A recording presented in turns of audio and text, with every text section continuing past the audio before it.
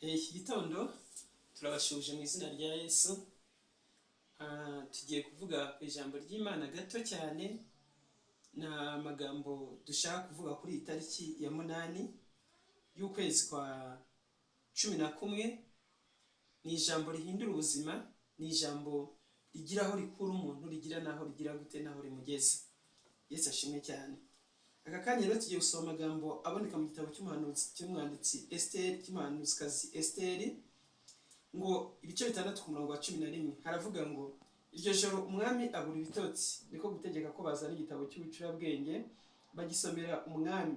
Basanga byanditswe yuko Morodekayi ari we wareze abagabo babiri bo mu nkone z'umwami zarindaga irembo, Bigidadi na Tereshi, yuko bashakaga kwica umwami Ahasuwerusi.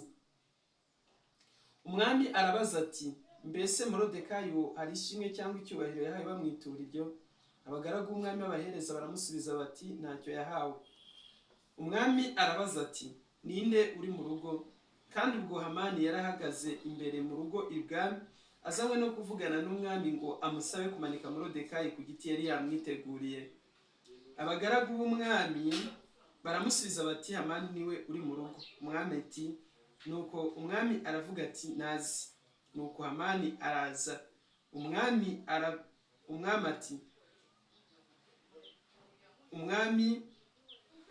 ati, umuntu umwami akunze kubaha yagirirwa ate? Hamani aribwira ati, hari umwami yakunda kubaha kunduta? Hamani asubiza umwami ati, umwami akunze kubaha bazane imyambaro y'umwami ajya yambara, ifarashi umwami agendaho itambirijwe ikamba ry'ubwami, maze iyo myambaro n'iyo farashi babihe umwe mu bagaragu b'umwami barusha abandi gukomera. Maze iyo myambaro n'iyo farashi bamugendeshe mu nzira yo mu murwa ahetswe n'iyo farashi, barangurura imbere ye bati, uku niko bazajya bagenza umuntu umwami akunze kubaha. 10. Nuko umwami abwira Hamani ati, huta wende imyambaro n'ifarashi uvuze, ubigenzereze utyo Morodekayi Umuyuda wicara ku irembo. Yesu ashimwe cyane. Iki gitondo ndagira mbabwire ngo iri ni ijambo ry'umunsi. Hari biba bihagurukiye umuntu, hari bihagurukiye kumurwanya, hari bihagurukiye kukubuza amahoro. Rero hari igihe abanzi bawe baba bahagurukiye kuza kugira ngo bashake ikintu cyatuma umanuka ugwe hasi burundu, urimbuke wicare ugwe hasi. Ariko iyo Imana yamaze kubona amasengesho yawe, ijambo riratubwira ngo Hamani yatumye kuri Esther aramubwira ngo nubwo wakwicarira mu rugo rw'ibwami nta kizabuza abayuda gutabara. Esther abwira Hamani ngo senga, njyewe n'abaja banjye natwe tugiye kumara igihe tugira gute dusenga. Kuko Hamani yari yamaze gusaba Abayisiraheli. Morodekayi yabyumvishe acika intege, avuza induru, araboroga, abona nta wundi muntu wo kumutabara uhari uretse Imana ya Isiraheli. Afata igihe yiriza ubusa. Icyo gihe cyaraziraga muri Isiraheli cyangwa mu bwami bw'Abamedi n'Abaperesi kwanga kurya ibyo kurya uko byagenda kose mu gihe runaka. Ntabwo byari byemewe gukora amasengesho yo kwiyiriza, ntibyashobokaga.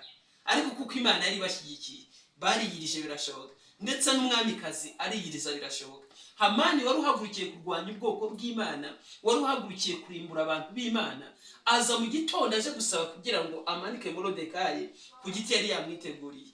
Icyo gihe Morodekayi kuko yari yasenze, Imana ibuza umwami ibitotsi. Asanga byanditswe yuko Morodekayi ari we wareze abagabo babiri bo mu nkone z'umwami zarindaga irembo.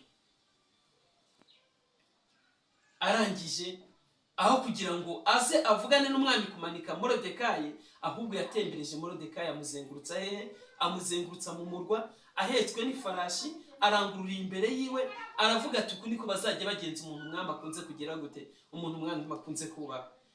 Arangije Hamani Morodekayi araza yisubirira yisubirira ku irembo. Amaze kwisubirira ku irembo Morodekayi, Hamani nawe asubiriwe yitwikiye. Ageze mu rugo, ijambo yavuze ni iri.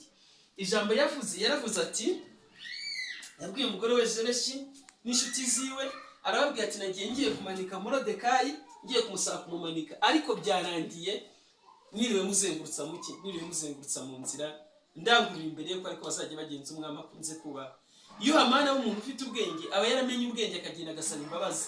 Rero uyu munsi ndagira ngo ubwire ngo ibya hamani wawe wari uguhagurukiye, ibyari biguhagurukiye, Uwiteka Imana Nyiringabo abitesheje agaciro. Nta gaciro na gake bifite imbere y'iki, imbere y'Imana. Nubwo bari baguhagurukiye kukurwanya, nubwo hari byari bihagurukiye gutsinda, ariko ndagira ngo ubwire ngo uyu munsi hamani wawe agomba gupfa mu izina rya Yesu. Nubwo yarazanye no kugira ngo agusabe kukumanika ku giti yakwiteguriye, ndagira ngo nkubwire ngo uyu munsi birarangiye mu izina rya Yesu. Dusenga Imana. Uwiteka Mana, turagushimiye kubw'ijambo ryawe, waturinze, watugiriye neza. Umugisha buri muntu wese ubasha kureba iyi video, ubasha guhanga amaso, uguteza amatwi mu izina rya Yesu. Ufite ibibazo hamani we yarahagurukiye, umuye kumutsinda mu izina rya Yesu Kristo umwami wacu, amen. Mwavuganaga na Bishop Ineza Steven kuva mu itorero Pentecoste Mission Christian Church ikorera Dar es Salaam muri Tanzania, aho bita Mombasa. Rero ndi umwe mu bashobozi baryo, mushobanje mukuru w'amwita Jerome, Bishop Jerome Musimashi, nanjye ndi Bishop Ineza Steven, device wiwe. Ibisigaye Imana yo mu ijuru iduhana umugisha. Murakoze. Ciao.